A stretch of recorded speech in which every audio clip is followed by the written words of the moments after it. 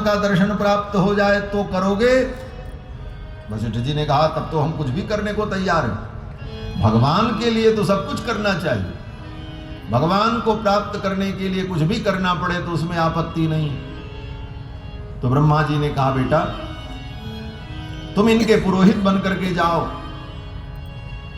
और इन्हीं के वंश में आगे चल करके भगवान नारायण परमात्मा परब्रह्म सच्चिदानंद चार रूपों में अवतार लेंगे और पुत्र बन करके प्रकट होंगे और तुम्हें ये सौभाग्य मिलेगा कि तुम उनका दर्शन करोगे। और इतना ही सौभाग्य नहीं, वो तुम्हारी गोद में खेलेंगे। वशिष्ठ जी ने कहा भगवान हमारी गोद में खेलेंगे? बोले हाँ। बोले खेलेंगे ही नहीं, बड़े होंगे तुम्हारी गोद में खेलेंगे और खेलते खेलते कभी तुम्हारी दाढ़ी पकड़ करके खींच भी लेंगे।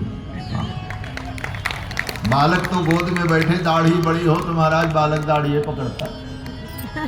ब्रह्मा जी ने कहा भगवान परब्रह्म परमात्मा बालक बन करके जब लीला करेंगे तुम्हारी गोद में बैठेंगे, तुम्हारी दाढ़ी पकड़ लेंगे, कभी तुम्हारी कंठी पकड़ लेंगे, कभी तुम्हारा जनेऊ पकड़ लेंगे, तुमको छुड़ाना पड़ेगा। कल्पना करके महाराज वशिष्ठ जी को परमानंद होने लगा। 9 लाख वर्ष पहले ऐसा सौभाग्य हुआ, भगवान हमको इतने सुलभ होंगे। ब्रह्मा जी ने कहा इतना ही नहीं, और बड़े होंगे तो तुम्हारे गुरुकुल में पढ़ने जाएंगे, उनकी उंगलियों को पकड़ करके तुम लिखना सिखाओगे,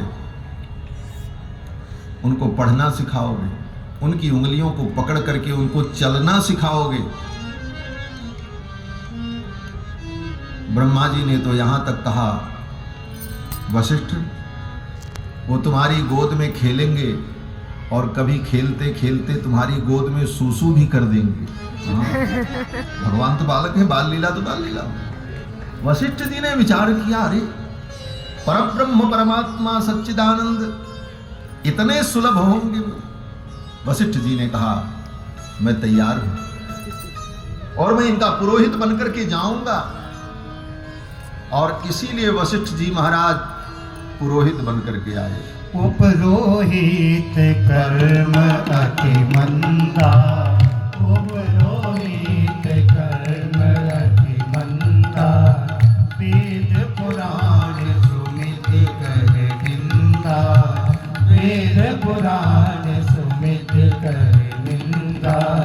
जब न लेऊं मैं तब विधि मोही, जब न लेऊं मैं तब विधि मोही, कहा लाभ आगे सुख होई, कहा लाभ आगे सुख होई। परमात्मा ब्रह्म नर रूपा, परमात्मा ब्रह्म नर रूपा, हुई है रघुकुल भूषण भूपा, हुई है रघुकुल भूषण भूपा।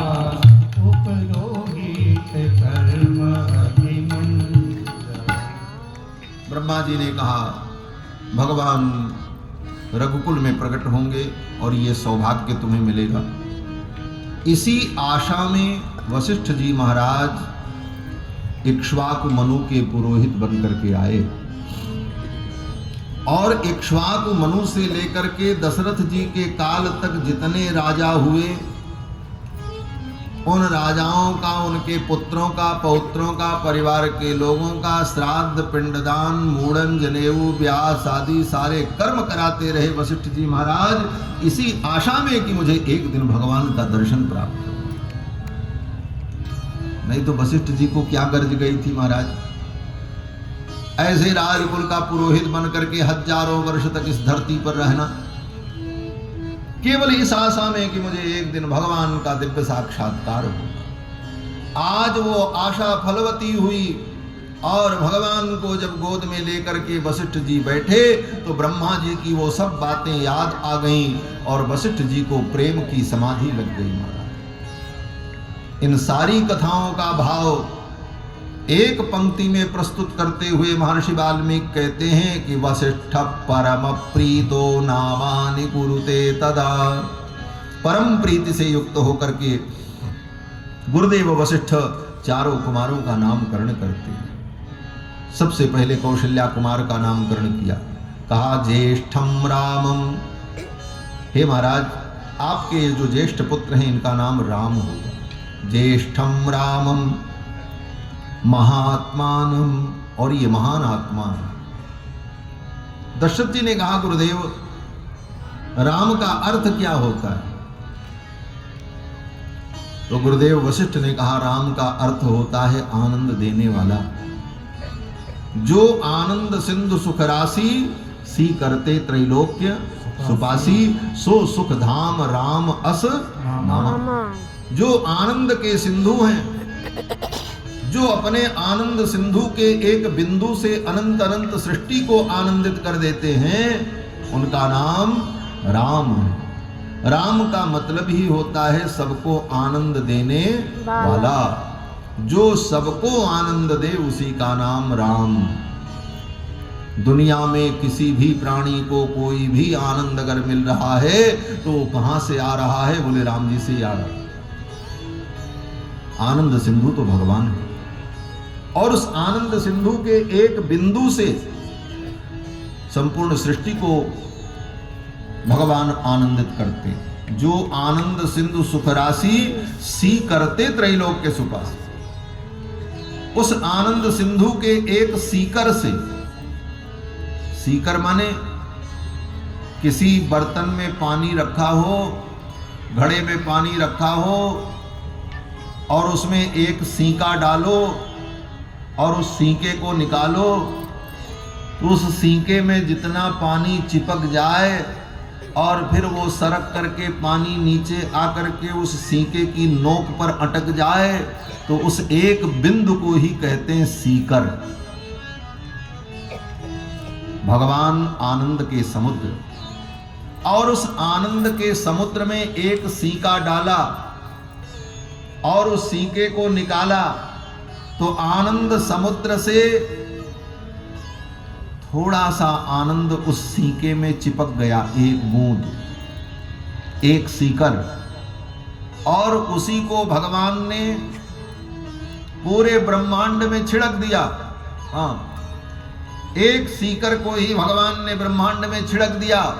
उसका परिणाम क्या हुआ? बोले उसका परिणाम ये हुआ कि ब्रह्मलोक से लेकर के अतल वितल सुतल तलातल रसातल पाताल पर्यंत तीनों लोकों में ब्रह्मा का आनंद, इंद्र का आनंद, वरुण का आनंद, कुबेर का आनंद, राक्षसों का आनंद, यक्षों का आनंद, मनुष्यों का आनंद, जितना आनंद दुनिया में है साहब वो एक बूंद का ही परिणाम है, एक सीकर का परिणाम है। उतना ही में दुनिया पागल है महाराज। एक सीकर बिंदु के आनंद में ही दुनिया बेहोश हो रही है महाराज। उसी में लोग परेशान हैं, वही आनंद संभल नहीं रहा है। लोग दौड़ रहे हैं, किसी को खाने में आनंद आ रहा है, किसी को घूमने में आनंद आ रहा है, किसी को सोने में आनंद आ रहा है, किसी को मोटर में आनंद आ रहा है, मोटर आनंद, बिल्डिंग आनंद, कोई बिल्डिंग बनाने में आनंद पा रहा है। संसार में जितना आनंद है सब उसी का अंश है। हाँ, अलग कुछ नहीं है। सब आनंद उस परमात्मा का ही अंश है और एक सीकर मात्र है। बस कल्पना करो, मात्राम उपजीवती। वेद भगवान कहते हैं कि उस आनंद की एक मात्रा से ही संपूर्ण सृष्टि आनंदित हो रही, फिर उनमें कितना आनंद होगा। इसीलिए संत जन, ऋषि मुनि, महात्मा लोग उस आनंद सिंधु को प्राप्त करना चाहते हैं। जब एक बिंदु में इतना आनंद है तो सिंधु में कितना आनंद होगा। क्यों न सिंधु को ही हम प्राप्त कर लें, सदा सदा के लिए आनंदित हो जाए। इसीलिए भक्तों ने कहा आनंद चाहते हो? बोले हाँ। बोले आनंद का मतलब क्या है? बोले आराम। राम माने आनंद। आनंद का जो अर्थ है वही आराम का अर्थ है। क्यों? आनंद माने राम। तो आनंद कहो चाहे आराम कहो, राम माने आनंद। तो आनंद सब चाहता है, आराम सब चाहता है। तो आराम कहां मिलेगा? आनंद कहां मिलेगा? तो महात्मा ने कहा आराम की तलब है तो एक काम कर, आराम की तलब है तो एक काम कर, आराम की शरण में तू राम राम कर। बस यही आनंद का मूल है। राम की शरण में आ जाओ, आनंद मिलेगा, अन्यत्र आनंद नहीं है। अन्यत्र तो आनंद का आभास है उसी का अंश, लेकिन क्षणिक है, अल्प है, न्यून है। अनंत आनंद तो भगवान में है। इसीलिए भगवान का नाम राम, जो आनंद सिंधु सुख राशि, श्री करते त्रैलोक्य सुखासी, सो सुख धाम राम अस। अब उस आनंद की व्याख्या जो वेदों में की गई वो बड़ा गंभीर विषय है। कृष्ण यजुर्वेद की तैत्रीय शाखा के तैत्रीयोपनिषद के ब्रह्मानंद वल्ली में उस आनंद का विवेचन वेद भगवान ने जो किया है, आनंद को नापने लगे। थोड़ा नाप तोल करो भाई, कितना आनंद है। तो वेदों ने शुरुआत कहां से की? बोले वेद भगवान ने कहा देखो, दुनिया में कोई नाप तोल की जाती है तो पहले कोई एक छोटी इकाई बनाई जाती है, शुरुआत वहां